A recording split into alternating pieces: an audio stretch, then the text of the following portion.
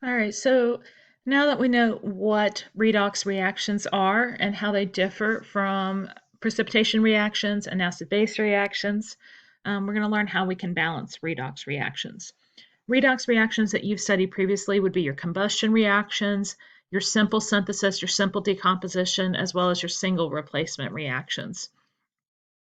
When we are balancing redox reactions, especially when they get more complex, it definitely helps to make sure that we separate the oxidation half reaction from the reduction half reaction. We need to make sure the reactions are balanced not only for elements but also for charge. And sometimes you will have equations that don't look like they're going to balance because one side might have hydrogens on it and the other side might have hydroxides or oxygens.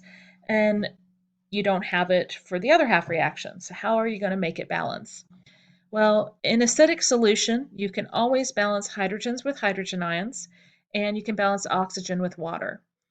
We do the same thing with basic. We just have to convert all of the remaining hydrogen ions once we have a balanced equation into hydroxides at the end to neutralize that extra hydrogen ions.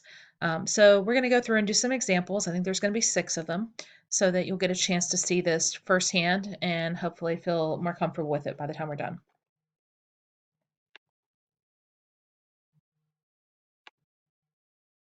All right, sorry, took a while to click. So we're going to balance this first reaction. This is an example of a single replacement redox reaction where we have lithium turning into lithium ions and iron 3 ions turning into iron metal. So when I'm splitting these into 2 half reactions, I'm going to split lithium apart from iron. And I want to make sure the atoms are balanced. I have 1 lithium on both sides. I have 1 iron atom on both sides, so we're good to go. But I'm not balanced by charge. So if I look at that first half equation, I can only balance by charge by adding negative electrons. So I add them to the side that's more positive. So in the lithium half reaction, I would need to add 1 electron to the product side to balance out the lithium positive ion that formed. For the iron 3 half reaction, I would need to add 3 electrons to the reactant side to balance out the charge of iron 3 with the iron atom formed on the product side. Again, with redox, you should always have something losing electrons and something gaining, which is what we see happening here. Lithium is being oxidized, iron 3 is being reduced. But when you're oxidized and when you are reduced, you need to have the same number of electrons being transferred. So to make that happen, we're going to multiply the entire lithium half reaction by 3. That's going to give me 3 lithium atoms forming 3 lithium ions and 3 electrons that are given off. And when I combine that with the iron 3 half reaction, I see that because I had 3 electrons on the product side and 3 electrons on the reactant side, they balance each other out, they cancel. And you should never have electrons shown in your final balanced equation. So at this point, because I have my electrons balanced, I have my atoms balanced, I just combine the reactant side on both half reaction, and I combine the 2 product sides on both half reactions to get my overall balanced equation. I have a total charge of +3 on the reactant side and on the product side. I have 3 lithiums and 1 iron on each side of the equation. So here's another example of a single replacement. Again, we want to separate the elements that look alike. So aluminum ions are going to go off with aluminum. Magnesium is going to go off with magnesium ions. To balance out my atoms, I have 1 aluminum on each side, 1 magnesium. I need to make sure my electrons are balanced. I have to add electrons to the side that's more positive. So I would add 3 electrons to the aluminum 3 plus side, my reactants, and I would add 2 electrons to the magnesium 2 plus side, my product side of that half reaction. In this particular example, I don't have a really easy way to make the number of electrons be balanced. So I'm going to have to find a common factor that both 3 and 2 have in common, which would be 6. So I would multiply the reduction half equation by 2 and the oxidation half equation by 3. At that point, when I distribute the 2's and 3's through, I have 6 electrons on both sides of the equation. And now I can combine my reactants and combine my products. And when that is done, I should have the same number of aluminums, which I do, the same number of magnesiums, which I do, and the same overall charge +6 on both sides of the equation. So how do we balance when we're in acidic solution? We're going to follow the same rules we saw with the more simple redox reactions. So you're going to take the two ions that contain manganese and put them together, and the two ions that contain iron and put them together. First thing you always want to do is make sure your atoms are balanced. In the first half reaction, we have 1 Mn on both sides of the equation, but we have 4 O's on the reactants. Remember I said that you balance O's with water, so we're going to add 4 waters on the product side to get the same number of O's on both sides of the equation.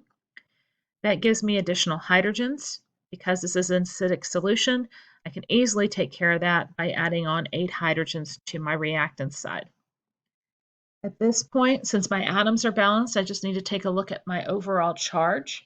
I have 8 plus hydrogen ions and 1 negative MnO4 minus ion, so that gives me an overall oxidation state of +7 on the reactant side, and I have a +2 manganese ion on the product side.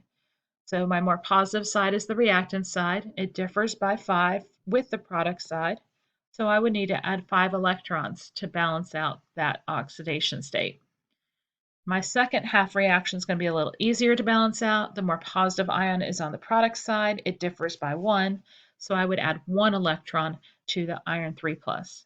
I have an oxidation occurring with the iron 2+. I have a reduction occurring with the MnO4-. To get the electrons to be balanced between the two half reactions, I need to multiply the bottom half reaction, the one with iron 2+, by 5. And once I have done that, I now have 5 electrons on the reactant side as well as on the product side, and I should be able to combine my 2 sets of reactants and my 2 sets of products. And if I go through and look at the overall equation, I have the same number of atoms of all the elements present on both sides of the equation. My overall charge on the reactant side is 17, if I've done my math right, and my overall charge on the product side is also 17.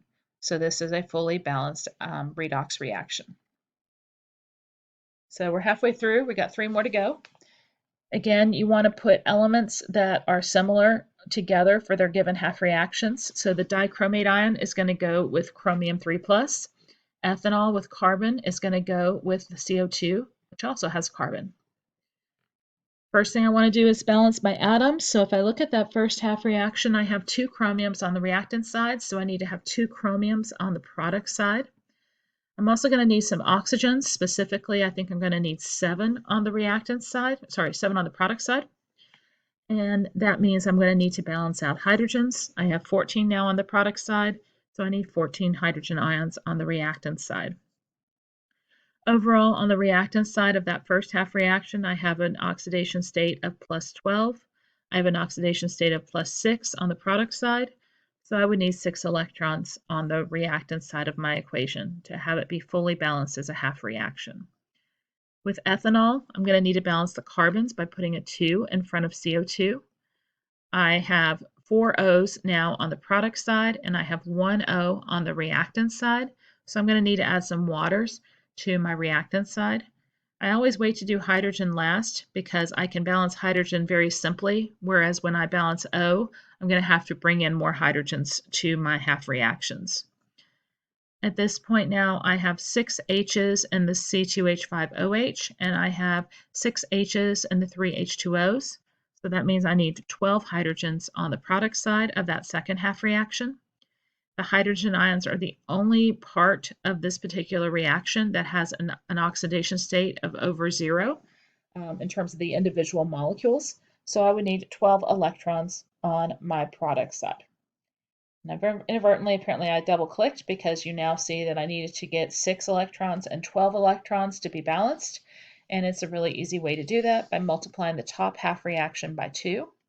So that now gives me my 12 electrons, my 28 hydrogen ions, my 2 dichromate ions, making 4 chromium 3+ ions and 14 waters. The second half reaction is balanced but did not require any additional changes. There are 12 electrons on the reactant side as well as on the product side, so those cancel out. And I can also do that with other like terms. So if I look at this particular half reactions, I can see that I have hydrogen ions on both sides and I have water molecules on both sides. So if I take all of those reactants and products and put them together, I can combine the like terms just like I would in math class. 28 hydrogens is more than 12 hydrogens, so those 12 hydrogens are going to come over to the reactant side, giving me a net change of 16 hydrogen ions that needed to be added to make this reaction take place. And with the water, there are more waters on the product side, so the 3 waters would cancel out 3 of the 14 waters on the product side, giving me a total of 11 water molecules on my product side of my equation. And then I can rewrite the equation to show just what actually changed, the net changes that occurred. And if I take a look, I will see that I have 22 hydrogens on both sides of the equation. I have 4 chromiums on both sides. I have 15 oxygens on both sides. I have an overall charge of 12 plus on both sides of the equation.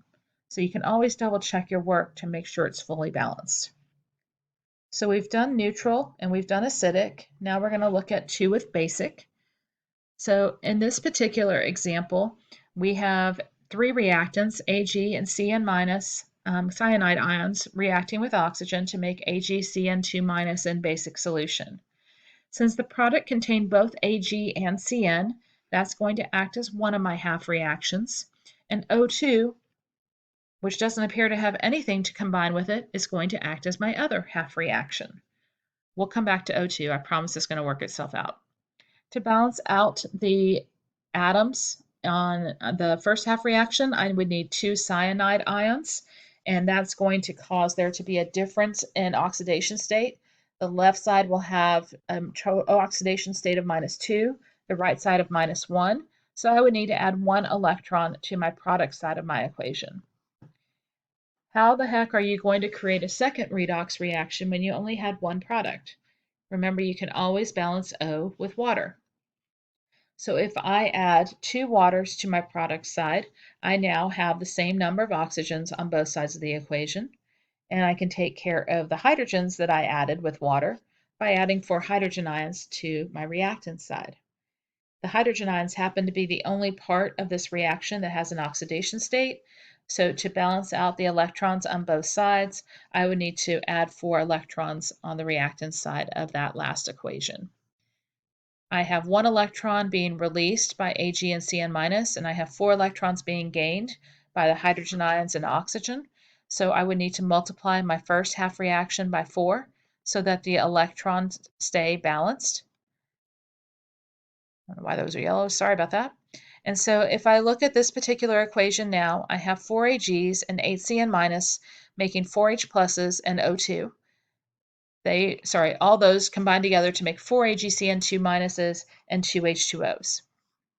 And I don't care if you write the AQs or the S's or the L's or the G's. Sorry, I didn't say that sooner. This is a basic solution. If you go through and check, you're going to see that you have the same number of each element on both sides of the equation and that you have the same overall charge. So this technically is a balanced redox reaction. What makes this not completely correct is that you need to have it in basic solution and you only have hydrogen ions present. Well, we can neutralize those hydrogen ions with hydroxide. And once we add that to the left side of the equation to balance out the hydrogens, we need to also add it to the right side to keep this equation balanced. The 4H pluses and the 4OH minuses make 4 waters. And so the right side did not change after it added on the 4 hydroxide ions.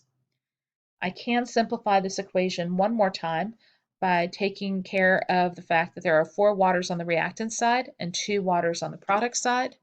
Those 2 waters cancel out, bringing the water count down on the reactant side to 2. So my overall equation would have the 4 Ags and the 8 cyanide ions combining with 2 water molecules as well as oxygen to make 4 AgCN2 minus ions and 4 hydroxide ions. Hydroxide being basic is going to take care of the fact that this is in basic solution. And if we go back and double check, same number of silvers, carbons, nitrogens, hydrogens, and oxygens on both sides of the equation, as well as the same overall charge, -8. All right, so this is the final redox balancing equation example we're going to do. You'll notice in this particular one it's also in basic solution, but that you actually already have basic ions present on the product side with the AlOH4 minus ion. So that's going to allow us to make the balancing process a little bit simpler than what we saw in the previous example. The two half reactions are going to be the ones with aluminum and the ones with manganese. And normally I would balance in that first half reaction, since I have equal numbers of aluminum atoms on both sides, I would balance the oxygens with water and then the extra hydrogen ions with H+. But since I know it's going to need to be in basic and I already have a basic ion present, and that's the only one that's not in balance, I'm just going to go ahead and add the 4 hydroxides on. Again, I'm only doing this shortcut because literally the ion I need to balance is the one that I'm going to want in my final equation. With the second half reaction, well, before I go on to that, let me make sure the electrons are balanced. I have -4 on the reactant side and -1 on the product side, so I would need to add 3 electrons to the product side to make this equation balance fully. For my second half reaction, I'm going to balance this like we've done with acidic solution, even though I went ahead and did the first one just with hydroxide. The reason I don't balance basics straight out as base is there's a little bit more guesswork involved, whereas the acidic ones will work for you every time. And it's not such a big deal at the end to switch them over. I have 1 manganese on both sides. I have 4 oxygens on the left. I have 2 oxygens on the right, so I would need 2 waters.